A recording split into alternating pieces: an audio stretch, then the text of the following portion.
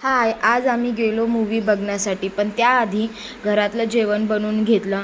डाळ फोडणीला टाकायची राहून गेली होती, पण मला इतका लेट झाला होता. आमचा शो 7चा होता आणि आम्ही 6:30 वाजल्या तरी घरीच होतो. पटापट तयारी केली आणि आम्ही निघालो.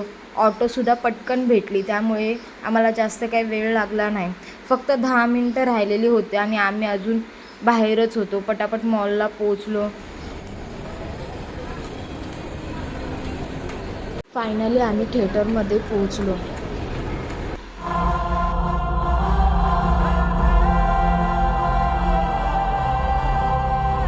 मोशामुरादे बाळराजांचे नाव काय? शिवाजी.